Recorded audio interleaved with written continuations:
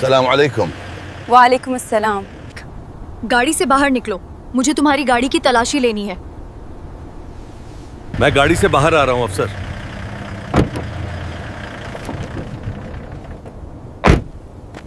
खैरियत है अफसर? जी हाँ, सब ठीक है। मुझे तुम्हारी गाड़ी की तलाशी लेनी है। आप अपनी गाड़ी की डिग्गी खोलें, मुझे तलाशी लेनी है। ना सारा पैसा। मुझे तो कुछ गलत लग रहा है। अफसर, आप बहुत खूबसूरत हैं और आप मुझे किसी गरीब घर से लगती हैं। आज आपके पास अमीर बनने का मौका है। आप अपनी जिंदगी बदल सकती हैं। ये सब आपका हो सकता है। कैसे?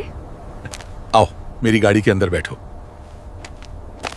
थोड़ी ही दूरी पे मेरा घर है, वहां चलते हैं। खाना भी खा लेंगे और आराम से बातचीत भी कर लेंगे। मैं ऐसे किसी बिना जान पहचान वाले के साथ नहीं जाती हूँ। मैं ड्यूटी पर हूँ, जो बात करनी है यहीं पे करो। देखो, अमीर होने का मौका जिंदगी में बार बार नहीं मिलता और आज ये मौका तुम्हारे सामने है। मेरे साथ चलो, इसे जाया मत करो। ठीक है, मैं तुम्हारे साथ चलती हूँ, लेकिन मेरा ज्यादा वक्त मत लेना। मुझे ड्यूटी पर वापस जाना है। नहीं, थोड़ी देर की ही बात है। तुम्हारा घर कितनी दूर है? नहीं, थोड़ी देर की ही बात है।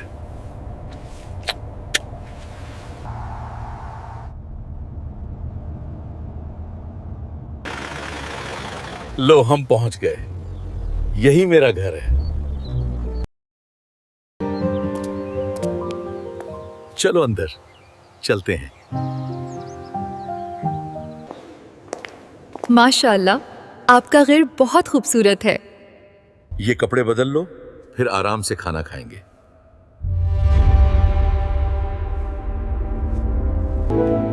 चेंजिंग रूम कहाँ है? मैं कपड़े बदल लूं। यहीं पर चेंज कर लो।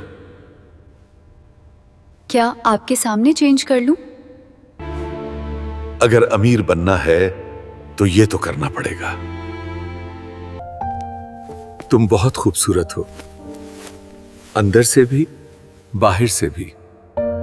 तुम बहुत खूबसूरत हो, अंदर से भी और बाहर से भी। रेगिस्तान के एक सुनसान इलाके में शाम का वक्त था। हवा में हल्की सी धूल उड़ रही थी। चेक पोस्ट के पास एक खूबसूरत पुलिस ऑफिसर मेहरुन्निसा अपनी जीप से टेक लगाए खड़ी थी। वो लगभग 25 साल की बहादुर मगर थकी हुई महिला थी। रात की लंबी ड्यूटी और तन्हाई उसे अंदर से खामोश कर चुकी थी। उसकी आंखों में हल्की सी उदासी भी छिपी थी। तभी दूर से एक लग्जरी कार चमकती हुई दिखाई दी। मेहरुन्निसा फौरन होशियार हो गई और अपना हाथ पिस्तौल पर रखा। इस सुनसान वक्त में किसी गाड़ी का आना आम बात नहीं थी। गाड़ी आकर रुक गई। नंबर प्लेट पर शाही खानदान का निशान चमक रहा था। ड्राइवर सीट से एक व्यक्ति उतरा। चाल में रुतबा और आंखों में अजीब गहराई थी। ये था शेख जायद अल हाशमी, एक अमीर और रहस्यमयी शख्सियत जिसके बारे में कई किस्से मशहूर थे। तस्करी, गैरकानूनी डील और रेगिस्तान में छिपे हुए गुप्त कारोबार। शेख करीब आकर मेहरुन्निसा की तरफ देखने लगा, मुस्कुराया और बोला, अस्सलाम वालेकुम ऑफिसर। मेहरुन्निसा ने सर हिलाया। वालेकुम अस्सलाम। आईडी और गाड़ी के कागज दिखाइए। उसकी आवाज़ मजबूत थी मगर चेहरे पर हैरानी थी। इतना अमीर शख्स इस वीराने में क्या कर रहा है? शेख ने अपना वॉलेट निकाला और सोने के कार्डों के बीच से अपनी आईडी निकाली। मैं शेख जायद हूँ, कुछ कारोबारी सिलसिले में शहर के बाहर जा रहा हूँ। मेहरुन्निसा ने कागजात चेक किए मगर उसकी नज़र गाड़ी के पिछले हिस्से पर ठहर गई, जैसे उसमें कुछ छिपाया गया हो। मेहरुन्निसा ने हुक्म दिया, ट्रंक खोलिए। शेख ने हल्की सी मुस्कान दी। क्यों ऑफिसर, क्या मैं किसी तस्कर जैसा लग रहा हूँ? फिर उसने चाबी घुमाई और ट्रंक खोल दिया। अंदर कुछ सूटकेस रखे थे। मेहरुन्निसा ने आगे बढ़कर एक सूटकेस खोला। ऊपर कपड़े थे मगर नीचे कुछ छिपे हुए बंडल नजर आए। ये क्या है? मेहरुन्निसा ने पूछा। शेख करीब आया। उसकी सांस ऑफिसर के कंधे से टकरा गई। बस कुछ तोहफे मेरे दोस्त के लिए। मगर उसकी आंखों में कुछ ऐसा था जो सच नहीं लग रहा था। मेहरुन्निसा ने रेडियो उठाया ताकि बैकअप कॉल करे मगर शेख ने आहिस्ता से उसे रोक लिया। रुकिए ऑफिसर, इतनी जल्दी क्या है? रात लंबी है और आप अकेली लग रही हैं। मेहरुन्निसा के दिल में एक पल के लिए डर उठा। उसने सख्त लहजे में कहा, पीछे हटो वरना मैं कार्रवाई करूंगी। शेख जायद की मुस्कान गहरी हो गई। चलिए अंदर चलते हैं, चाय पीते हैं, बात आराम से कर लेंगे। चेकपोस्ट की छोटी सी इमारत में अंधेरा और खामोशी थी। मेहरुन्निसा ने एक लम्हा सोचा, फिर फैसला किया कि मामले को सुलझाने के लिए अंदर जाना बेहतर होगा। वो दोनों अंदर गए। दरवाजा बंद हुआ। बाहर रेत का तूफान अचानक उठने लगा, जैसे कोई इशारा दे रहा हो। अंदर हल्की रोशनी थी, एक बल्ब जल रहा था। शेख ने चाय बनानी शुरू की, जैसे वो घर का मालिक हो। आपका नाम क्या है ऑफिसर? उसने चाय का कप देते हुए पूछा। मेहरुन्निसा। मेहरुन्निसा ने एक घूंट लेते हुए जवाब दिया। चाय में हल्की मिठास थी, शायद कुछ ज्यादा, मगर उसने ध्यान नहीं दिया। बातें शुरू हुईं। शेख ने अपने महलों, गाड़ियों और ताकत की बातें की। मेहरुन्निसा ने अपनी ड्यूटी, थकान और तन्हाई का जिक्र किया। आप बहुत थकी हुई लग रही हैं, शेख ने उसकी तरफ देखकर कहा। काफी दिनों से उदास हूं, मेहरुन्निसा ने बिना सोचे कह दिया। ड्यूटी ने जीना मुश्किल कर दिया है। खुशियां चाहिए, कोई सहारा। शेख करीब आया और बोला, खुशी दे सकता हूं ऑफिसर, मेरे पास सब कुछ है, पैसा, ताकत, आजादी। मैंने अभी तक शादी भी नहीं की। बात करते हुए उसने आहिस्ता से हाथ मेहरुन्निसा के कंधे पर रखा। वो घबरा गई, मगर पीछे न हटी। माहौल में एक अजीब सा जादू और खिंचाव था। कमरा अब गर्म महसूस होने लगा था। शेख की निगाहें उस पर जमी थीं। उसका हाथ आहिस्ता आहिस्ता मेहरुन्निसा की कमर तक चला गया। ऑफिसर मेहरुन्निसा ने रोका नहीं। दोनों के बीच एक खामोश तनाव फैल गया। बाहर तूफान गरज रहा था, अंदर एक अजीब सा एहसास बढ़ रहा था। दोनों एक दूसरे के करीब हुए। एक लम्हा शेख की गिरफ्त सख्त होती गई। ऑफिसर के दिल में डर और खौफ दोनों उमड़ आए। अचानक उसकी नजर शेख की जेब पर पड़ी। धातु की एक चमक। छुरा। ये क्या है? मेहरुन्निसा फौरन पीछे हटी। शेख हंसा। हिफाजत के लिए। रेगिस्तान में क्या पता कब क्या हो जाए। शेख ने दोबारा ऑफिसर मेहरुन्निसा के करीब आने की कोशिश की। ऑफिसर ने उसे जोर से धक्का दिया। रुको, तुम्हारी गाड़ी में क्या था? उसकी आवाज कांप रही थी। शेख का चेहरा बदल गया, मुस्कान गायब हो गई। तुम बहुत चालाक हो ऑफिसर। शेख गिर जा। वो चरस, ड्रग्स है, सोना तस्करी, लेकिन अब तुम मेरे साथ हो। उसने जेब से छुरा निकाला और मेहरुन्निसा की तरफ बढ़ा। ऑफिसर का दिल जोर से धड़कने लगा। उसने पिस्तौल निकालने की कोशिश की, मगर शेख तेज था। उसने ऑफिसर को दीवार से लगा दिया। छुरा उसके गले के बिल्कुल करीब था। चुप रहो वरना। लेकिन ऑफिसर की आंखों में डर नहीं, समझ थी। वो पुरसुकून लहजे में बोली, ठीक है, मैं तुम्हारे साथ हूं, लेकिन पहले बताओ तुम्हारी दौलत कितनी है? शेख चौंका, फिर गुरूर से बोला, अरबों में है, महल, जमीनें, सब मेरा है। ऑफिसर मुस्कुराई। वो अंदर ही अंदर अपनी मंसूबेबाजी कर चुकी थी। वो आगे आई, शेख को गले लगाया और उसी लम्हे उसके हाथ के पीछे छिपे रेडियो के खुफिया बटन को दबा दिया। बाहर तूफान जोर से गरज रहा था। शेख ने छुरा एक तरफ रख दिया और ऑफिसर को बाजुओं में भर लिया। पसीने और खौफ के बीच ऑफिसर को अपनी ही सांसों की आवाज सुनाई दे रही थी। अब तुम मेरी हो, शेख ने कहा और ऑफिसर को गले लगाए रखा। मगर ऑफिसर का दिमाग पूरी तरह जागा हुआ था। वो उसे अब भी भरोसे के काबिल नहीं समझ रही थी। अचानक बाहर से एक आवाज आई। पता नहीं वो तूफान था या कोई और चीज, मगर उसी लम्हे रेडियो से भेजा हुआ सिग्नल पहुंच चुका था। शेख फिर करीब आया। उसकी गिरफ्त सख्त थी। मेहरुन्निसा के दिल में डर और खौफ भी था और मजबूती भी। तभी रेडियो से आवाज गूंजी, बैकअप मदद के लिए पहुंच रहा है, पोजीशन पर रहें। शेख चौंक गया। ऑफिसर मेहरुन्निसा ने मौका पाकर उसे जोर से धक्का दिया। पिस्तौल निकाली और चीखी, हाथ ऊपर, शेख जायद अल हाशमी, तुम गिरफ्तार हो, गोल्ड और ड्रग्स तस्करी के इल्जाम में। दरवाजा खुला, पुलिस टीम अंदर आई। शेख हैरान रह गया, तुमने मुझे धोखा दिया। ऑफिसर मेहरुन्निसा के चेहरे पर पुरसुकून मुस्कान थी। ये मेरा काम है शेख। टीम ने उसे हथकड़ी लगा दी। गाड़ी से ड्रग्स और सोना बरामद हुआ। सब कुछ खत्म होता नजर आ रहा था। लेकिन जब शेख को ले जाया जा रहा था, वो ऑफिसर की तरफ मुड़ा। तुम मेरी दौलत चाहती हो? आओ, मैं सब दूंगा। मेहरुन्निसा एक लम्हे के लिए रुक गई। उसकी आंखों में पुरानी उदासी लौट आई। क्या वो वाकई गलत कर रही थी? क्या खुशी का यही रास्ता था? फिर उसने टीम से कहा, मैं इसे खुद हैंडल करूंगी, तुम लोग जाओ। पुलिस टीम बाहर चली गई। उन्होंने समझा था कि ऑफिसर मेहरुन्निसा सिर्फ सवाल करेगी, मगर ऑफिसर, ये तुम क्या कर रही हो? शेख हैरान रह गया। ऑफिसर आहिस्ता से बोली, तुम्हारी दौलत मैं चाहती हूं। शेख ने मुस्कुराते हुए पूछा, या फिर मेरा प्यार? ऑफिसर कुछ लम्हे खामोश रही, फिर आहिस्ता से कहा, दोनों। शेख ने उसका हाथ थामा। दोनों कार में बैठे। रास्ता अंधेरा था और रेत अब पीछे छूट चुकी थी। ऑफिसर खिड़की से बाहर देख रही थी, मगर दिल कहीं और था। तुम्हें पता है, वो धीरे से बोली, मैं बहुत अकेली हूँ, बहुत थक चुकी हूँ। इस वर्दी ने मुझसे सब कुछ छीन लिया, नींद, मुस्कान, एहसास, जज्बात। आज न जाने क्यों तुमसे बात करके लगा जैसे मैं फिर से जिंदा हूँ। शेख जायद ने हल्का सा मुस्कुराते हुए उसकी तरफ देखा। उसकी आंखों में एक अजीब सी चमक थी। इसीलिए तुमने मुझे बचाया?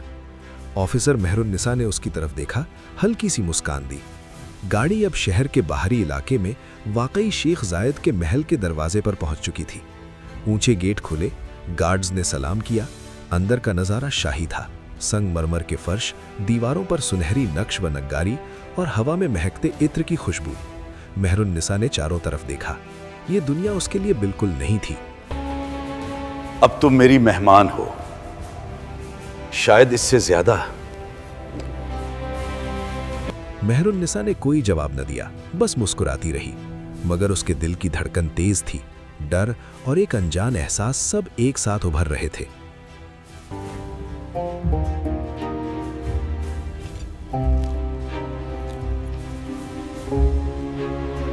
रात के खाने के बाद शेख ने कहा, आओ तुम्हें कुछ दिखाता हूं। वो उसे महल के एक अंदरूनी कमरे में ले गया। दीवारों पर पुरानी तस्वीरें, कुछ खुफिया दस्तावेज और एक बड़ा फौलादी लॉक बॉक्स रखा हुआ था। ये है मेरी असली दुनिया, शेख ने कहा। यहाँ वो सब है जो किसी को नहीं दिखाया जाता। मेहरुन्निसा ने तस्वीरों पर नजर डाली। उनमें सियासतदान, गैर मुल्की ताजिर और कुछ पुलिस ऑफिसर भी थे। उसका चेहरा फीका पड़ गया। ये तो एक बैनुल अक़वामी तस्करी नेटवर्क के बेशुमार सबूत थे। शेख मुस्कुराया, अब तुम सब जान चुकी हो। अब तुम मेरी रज़ादार बन चुकी हो। चाहो तो रानी बन जाओ, वरना रेत में गुम हो जाओ। शायद यही मेरा मुक़द्दर है, रेत में गुम होने की बजाय रेत की रानी बन जाना। कमरे में सुनहरी रोशनी फैली हुई थी। शेख जायद और मैं आमने सामने बैठे थे। बाहर रेगिस्तान में ठंडी हवा चल रही थी, मगर कमरे के अंदर माहौल गर्म था। खतरा, खिंचाव और राज एक दूसरे में घुले हुए थे। क्या तुम मेरी रानी बनने के लिए तैयार हो?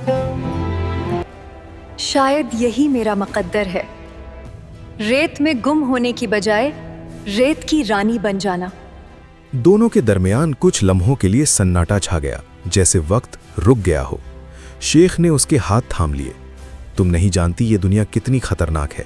मेरे साथ रहोगी तो ऐश भी मिलेगा, पर दुश्मन भी बहुत होंगे। मेहरुन्निसा ने उसकी आंखों में झांका। मैंने डर को बहुत पहले मार दिया है शेख। इस रात दोनों ने एक दूसरे की जिंदगी की कहानियां बांटी। शेख जायद बताने लगा कि किस तरह उसने अपनी ताकत और दौलत के जोर पर पूरे शहर को अपने काबू में कर लिया था। फिर वक्त बदला। एक दिन उसने कुछ भरोसेमंद लोगों की मौजूदगी में मेहरुन्निसा से निकाह कर लिया। महल के एक हिस्से में छोटी सी रस्म हुई। मोमबत्तियों की धीमी रोशनी और पीछे आहिस्ता सी आवाज। सब कुछ पुरसुकून मगर खूबसूरत था। उस लम्हे मेहरुन्निसा के चेहरे पर सुकून था, जैसे बरसों की थकन मिट गई हो। शेख ने उसके लिए ज़ाती मुहाफिज मुकर्रर किए। अब कोई भी उसकी बीवी तक बगैर इजाज़त नहीं पहुंच सकता था। दोनों ने साथ वक्त गुजारना शुरू किया। सुबह अरबी कहवा, दोपहर में रेगिस्तान की सैर और रात को तारों के नीचे लंबी बातें। मेहरुन्निसा को लगा जैसे जिंदगी अब खामोश और पुरसुकून हो चुकी है, मगर सुकून कभी ज्यादा देर नहीं रहता। एक रात जब शेख किसी मीटिंग के लिए बाहर गया, मेहरुन्निसा ने महल के अंदरूनी हिस्से से हल्की सी आवाज सुनी। उसने एक गार्ड से पूछा, मगर वो चुप रहा। मेहरुन्निसा खुद नीचे उतरी। एक खुफिया दरवाजा थोड़ा खुला हुआ था। अंदर अंधेरा था, मगर किसी मोबाइल की रोशनी झिलमिला रही थी। वो आहिस्ता आहिस्ता अंदर गई। सामने का मंजर देखकर वो सन्न हो गई। कुछ लोग मेज के इर्द गिर्द बैठे थे। नक्शे, पासपोर्ट और पैसे के लिफाफे उनके सामने रखे थे। शेख अरबी में बोल रहा था, बंदरगाह पर कोई रुकावट नहीं होनी चाहिए, माल फौरन निकल जाना चाहिए, समझ गए? शेख जायद की आवाज गूंज उठी। मेहरुन्निसा के हाथ से मोबाइल गिर पड़ा। आवाज सुनते ही सब चौंक कर पीछे मुड़े। शेख की निगाहें मेहरुन्निसा से मिली। अब वो वही मुस्कुराता हुआ आदमी नहीं था, बल्कि एक ऐसा शख्स जिसके लिए अपने राजों की खातिर जान लेना भी मामूली बात थी। मेहरुन्निसा, उसने धीरे से कहा, अब तुम सिर्फ मेरी बीवी नहीं, मेरे राजों की रखवाली भी करोगी। अगर जुबान खोली तो ये महल तुम्हारी कब्र बन जाएगा। शेख की आंखों में खतरा चमक रहा था। मेहरुन्निसा उसे देखती रही। उसकी आंखों में न डर था न घबराहट, बस एक गहरी सोच। शेख, वो आहिस्ता से बोली, मैं अब तुम्हारी बीवी हूं। तुम्हारी इज्जत मेरी इज्जत है। जो भी करो अपने लोगों और अपनी हिफाजत के साथ करो, मैं दखल नहीं दूंगी। अगर कभी मदद चाहिए तो बस कहना, मैं साथ हूं। शेख के चेहरे पर पहली बार नरमी आई। मुस्कुराते हुए बोला, मुझे मालूम था तुम बाकी औरतों जैसी नहीं हो, तुम समझदार हो। मेहरुन्निसा ने सर झुका लिया, मगर उसके दिल में कुछ और ही चल रहा था। वो जानती थी कि अब उसका हर कदम एक नए खेल का हिस्सा है। शेख ने आगे बढ़कर उसका हाथ थामा। अब तुम मेरे साथ रहोगी, इन राजों की दीवारों के अंदर, और बैरूनी दुनिया से कोई रिश्ता नहीं रखोगी। मेहरुन्निसा ने हल्की मुस्कान के साथ कहा, ठीक है शेख, मैं तुम्हारा साथ निभाऊंगी, क्योंकि अब मैं तुम्हारी दुनिया का हिस्सा बन चुकी हूँ। शेख जायद ने गार्ड्स को हुक्म दिया, इसकी हिफाजत बढ़ा दो, कोई इसे परेशान न करे।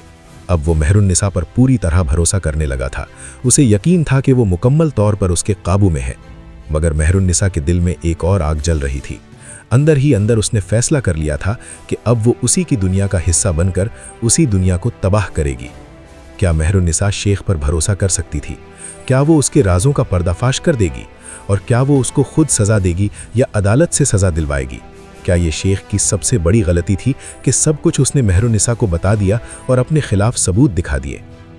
दोस्तों, इस कहानी से हमें सबक मिलता है कि हमें सबसे पहले अपने देश के बारे में सोचना चाहिए। हमें इस कसम को याद रखना चाहिए जो हमने वर्दी पहनते वक्त खाई थी कि हम इस देश की हिफाजत करेंगे और इसकी हिफाजत के लिए हम अपनी जान भी कुर्बान कर देंगे।